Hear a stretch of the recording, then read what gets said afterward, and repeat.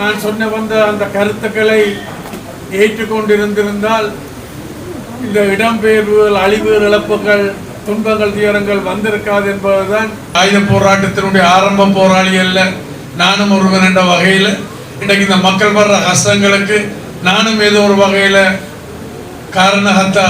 சமஸ்தி என்று சொன்னால் சிங்கள மக்களுக்கு அது பேயை பார்க்குற மாதிரி இருக்கு. நீங்கள் அதை பெற்று தந்தால் யாழ் பல்கலைக்கழகம் உங்களுக்கு பின்னால நிற்கும் என்றதை சொன்னேன்.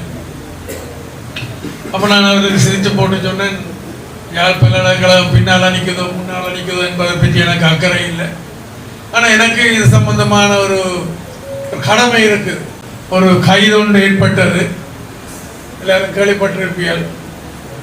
சில பேருக்கு சந்தோஷம், சில பேருக்கு கவலை. இந்த சந்தர்ப்பத்திலையும் புலிகளை தேடி போனது கிடையாது, வேட்டியாடினது கிடையாது. ஆனால் அரசியல் ரீதியாக அவர்கள் போற போக்கு, புலிகள் போற போக்கு மக்களையும் அழிச்சு தங்களையும் அழிக்க போகுது. அந்த காலத்தில் தங்களுடைய தலைவர் பிரபாகரன் இருக்கைக்குள்ள தமிழ் தேசிய கூட்டமைப்புகளை என்னையும் உள்வாங்கிறதுக்கு, தங்களை சிவானந்தாவை இபிடிபியை உள்வாங்கிறதுக்கான முயற்சிகள் மேற்கொள்ளப்பட்டது சரியில்லை என்று சொல்லி அந்த கைத்துப்பாக்கி ஏதோ ஒரு வகையில் ஒரு பாதாள உலகத்தினுடைய கைக்கு போயிட்டுது.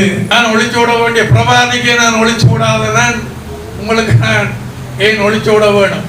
நான் அப்படியான ஒரு பயத்திலேயோ அப்படியான ஒரு தவறான சிந்தனைகளோடய நான் வாழ இல்லை. அந்த நேரத்தில் இந்த பாதாள உலகத்துக்கு கூடாகத்தான் அது பயன்படுத்தப்பட்டது. புலிகளுக்கும் அவைகளுக்கும் உள்ள இணக்கப்பாடு என்னென்றால், சரி அதுக்கு ஒரு காசும் கொடுத்து நீ அவைகிட்ட இருக்கிற துப்பாக்கியை எடுத்துட்டு போகலாம் என்றுதான். இப்பவும் கைது செய்ய மாட்டோம் என்று சொல்ல மாட்டேன், கைது செய்யப்படலாம்.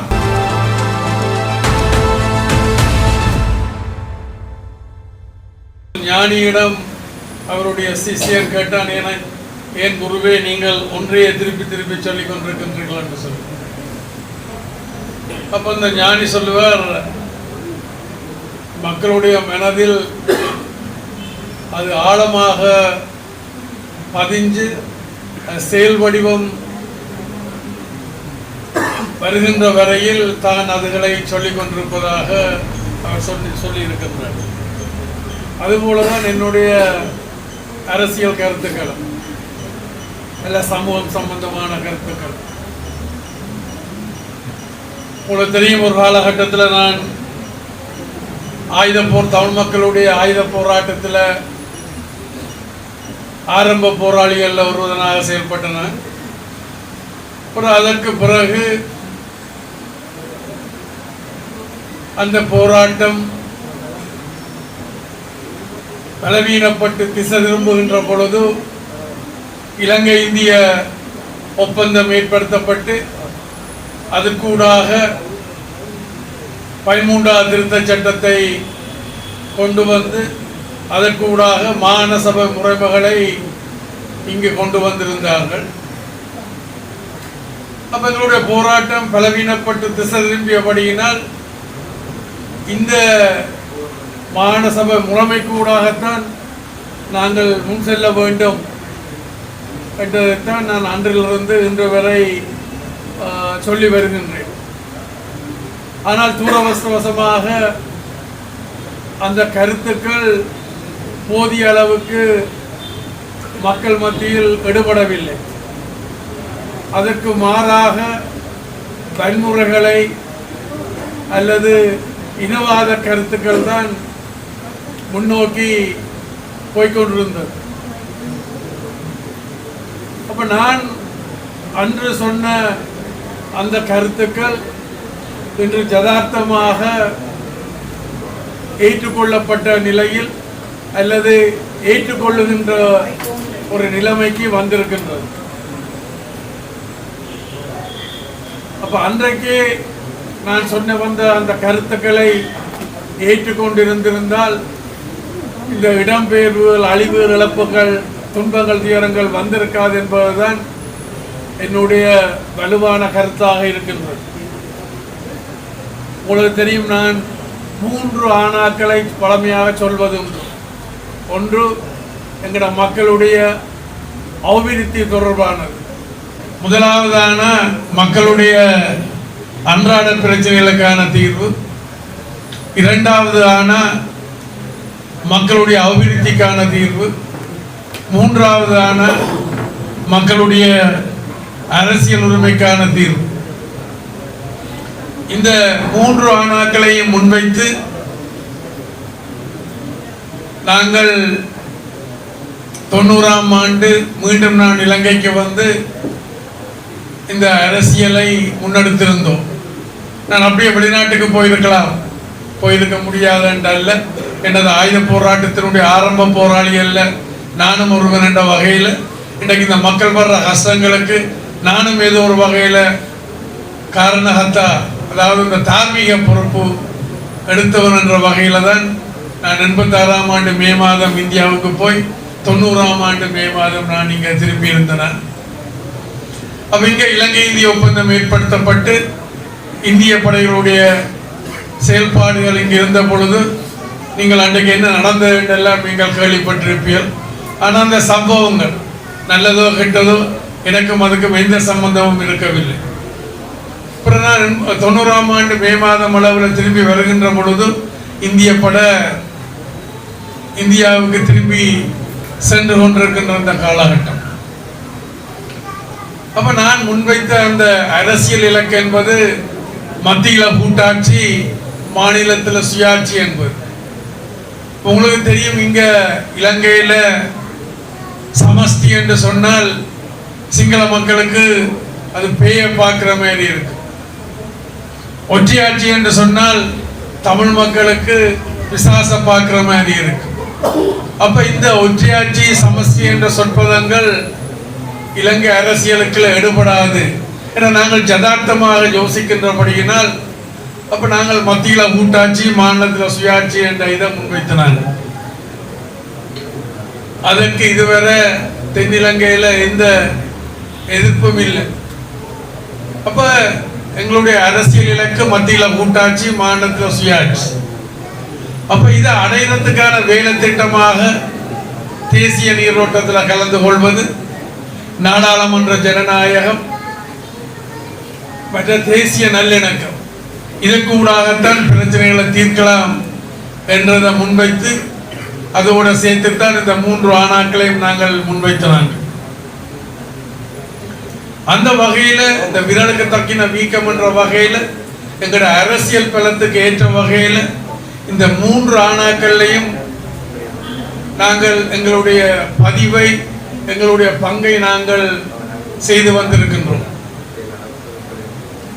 அரிசி பிராண்டை அந்த இதுகள் உங்களோட கலைக்கிற நேரத்தில் நான் அந்த இதில் குழந்தை உங்களுக்கு காட்டி இருக்க வேணும் என்று யோசிச்சு கொண்டிருக்கிறேன். ஆனால் அதை கொண்டுறே இல்லை.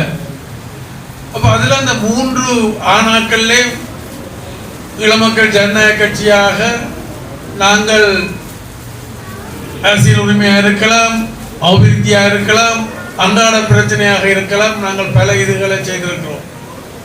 இதில் எங்களுடைய சிறப்பு விருந்தினராக முன்னாள் பதிவாளராக இருந்த திரு ரெஜினோல்ட் அவர்கள் இருக்கிறார்கள். உங்களுக்கும் தெரியும்.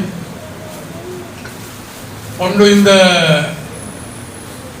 கிளிநொச்சியில் அறிவியல் நகர் 78ஆம் ஆண்டு 1978ஆம் ஆண்டு பேராசிரியர் துர்ராஜா இருந்தவர்.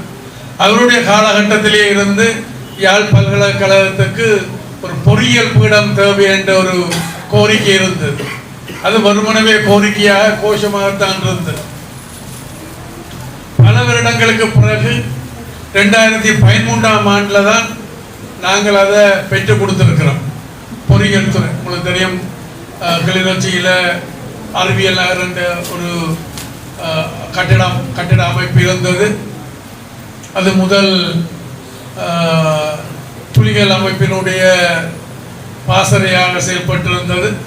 பிறகு கிளர்ச்சி மாவட்டம் அரச படைகளால் விடுவிக்கப்பட்ட பிறகு அது அரச படைகளுடைய கட்டுப்பாட்டுகள் இருந்தது.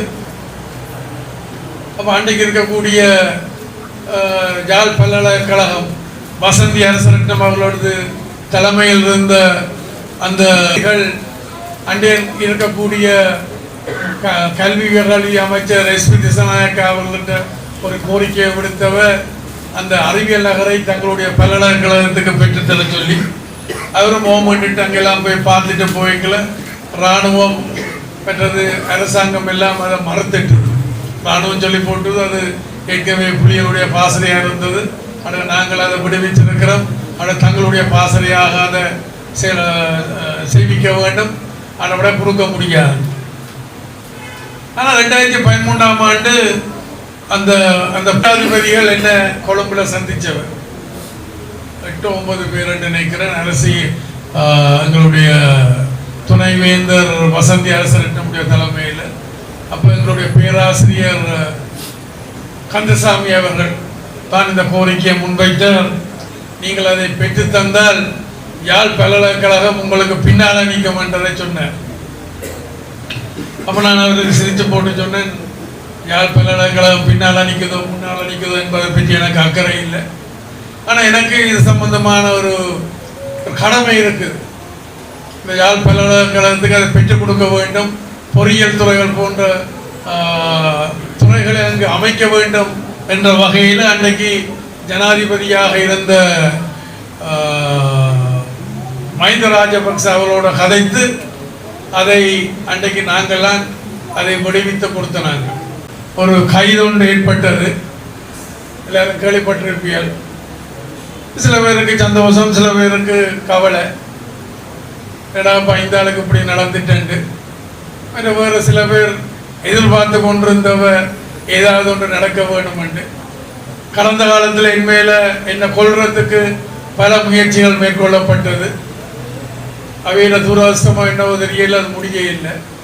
அதே போல அந்த சமகாலத்தில் என்மேல சேறு பூசினவர் அந்த முயற்சியும் அவர்கள் நினைச்சது போல நடந்து முடிய இல்லை.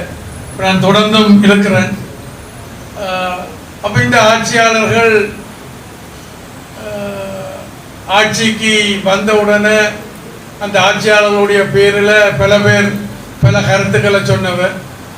இந்த இவர் அந்த கைது செய்ய போயினோம், இந்த கைது செய்ய போனோம், அந்த ஊழல் இந்த ஊழல், அந்த கொலை இந்த கொலை என்றெல்லாம் கணக்க சொல்லிச்சுனா.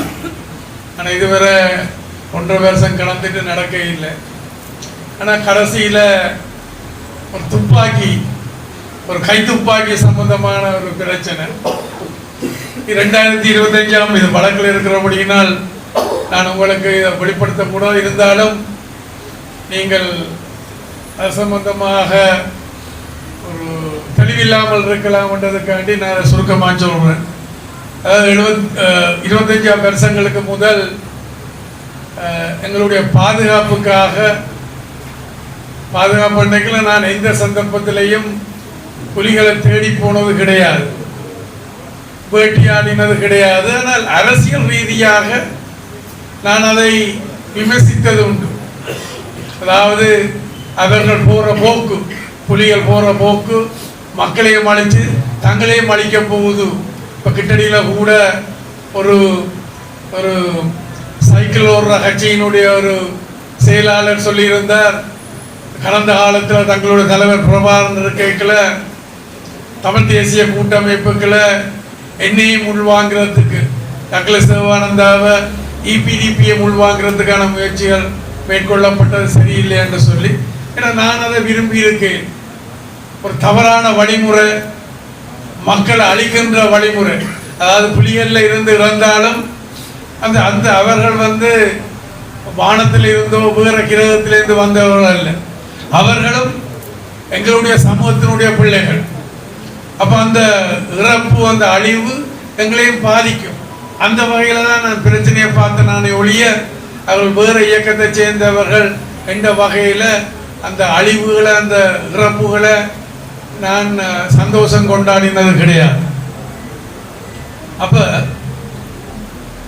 அப்போ இந்த விடயத்தில் அந்த கைத்துப்பாக்கி ஏதோ ஒரு வகையில் ஒரு பாதாள உலகத்தினுடைய கைக்கு போயிட்டது என்றதுதான் அந்த அந்த குற்றச்சாட்டு. அப்ப சிஐடியினர் தாங்கள் 2020ஆம் ஆண்டில் இருந்து முயற்சி பண்ணது எனக்கு எந்த ஒரு வாக்கு மூலம் எடுக்க வேணும். ஆனால் அது எனக்கு தெரியாது. தாங்கள் சபாநாயகர் கூடாக முயற்சி பண்ணினான்னு சொல்லிச்சுன்னா அஞ்சன் சபாநாயகர்கிட்ட சொன்னால் சபாநாயகர் எனக்கு எழுதி போட்டு உங்களுக்கு பிரதி போட்டிருப்பேன், உங்களுக்கு பிரதி வந்ததா நீங்கள் வர இல்லைன்னு சொல்கிறீங்க. அப்போ அவர் எனக்கும் எழுதி இருக்க மாட்டார். அப்போ நீங்கள் அவர்கிட்ட சொன்னதா இல்லையான்றது எனக்கு தெரியாது. ஆனால் அவர் என்கிட்ட அதை பற்றி ஒன்றும் சொல்லி. அப்போ நீங்கள் இப்போ கேட்டிருக்கிறீங்க, நான் வந்திருக்கிறேன். நான் ஒழிச்சு விட வேண்டிய பிரபாதிக்கே நான் ஒழிச்சு விடாததான் உங்களுக்கு நான் ஏன் ஒழிச்சு விட வேணும்?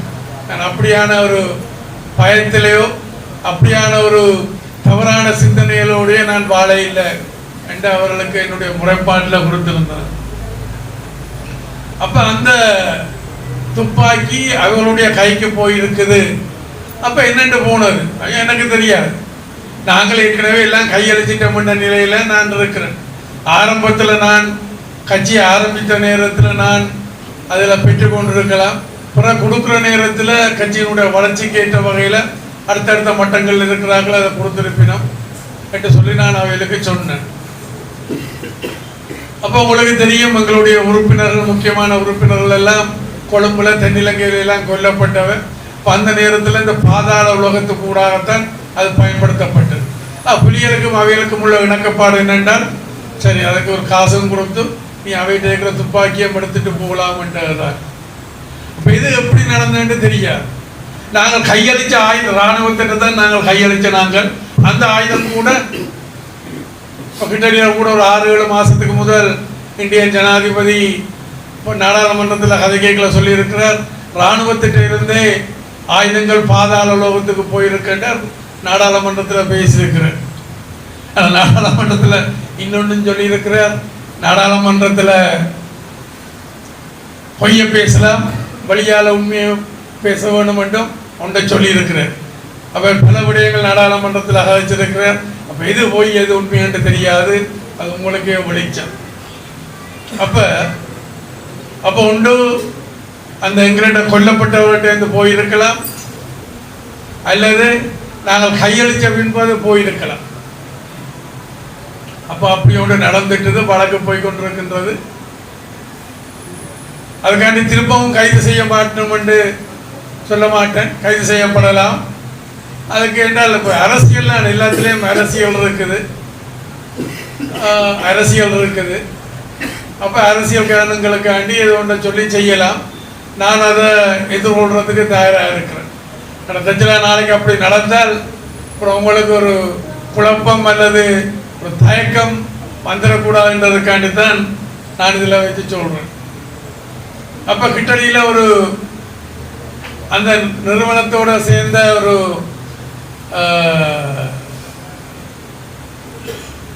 முதல் அதுக்கு பொறுப்பாக இருந்தவர் 80ஆம் ஆண்டு என்ன கைது செய்ய இருக்கல, சிஐடி கைது செய்ய இருக்கல, அவர் கைது செய்தவர், கட்டி தூக்கி எல்லாம் அடித்தவர். அப்போ 80ஆம் ஆண்டு. இந்த முறை அப்படி ஒன்றும் செய்ய இல்லை. அப்போ அவரோட கதை கேட்கல சொன்னார், நீங்கள் ரொம்ப அதிர்ஷ்டசாலி என்ற பல இதுகளில் இருந்து நீங்கள் தப்பி வந்திருக்கிறீர்கள். கொலைகளில் இருந்து, அவதூறுகளில் இருந்து, பல இதுகளில் இருந்தெல்லாம் நீங்கள் தப்பி வந்திருக்கிறீர்கள். நீங்கள் ஒரு அதிர்ஷ்டசாலி என்று சொன்னார். கொஞ்சம் எல்லா நேரமும் அதிர்ஷ்டம் வேலை செய்யாது, ஆனால் உண்மை வேலை செய்யும், உழைப்பு வேலை செய்யும். சரி பார்க்கலாம், எதிர்காலத்தில் என்ன நடக்குதுன்ற பார்க்கலாம் அப்படின்னு நான் அவருக்கு சொன்னேன். சரி, இதைத்தான் நான் உங்களுக்கு சொல்ல விரும்புகிறேன். அப்படின்னா இப்போ உங்களுக்கு உங்களுடைய தொழிற்சங்க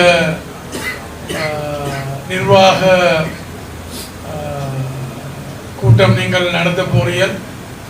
அப்போ நீங்கள் நிகழ்காலம், வருங்காலத்தில் அதில் அந்த அடுத்த காலம் மட்டும் நீங்கள் சரியானவர்களை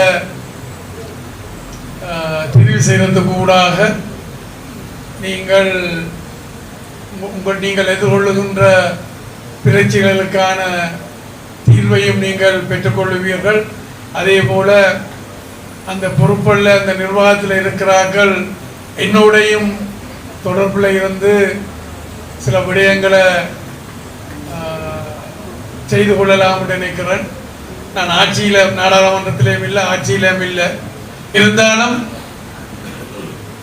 சில விடயங்களை நான் கதைக்கலாம், அந்த பிரச்சனைகளுக்கு தீர்வு காணலாம் என்று நினைக்கின்றேன். அதையும் நான் சொல்லி மீண்டும் நீங்கள் நம்பிக்கையோடு வந்திருக்கின்றீர்கள். அந்த நம்பிக்கை வீண் போகாத வகையில் என்னுடைய செயல்பாடுகள் இருக்கும்.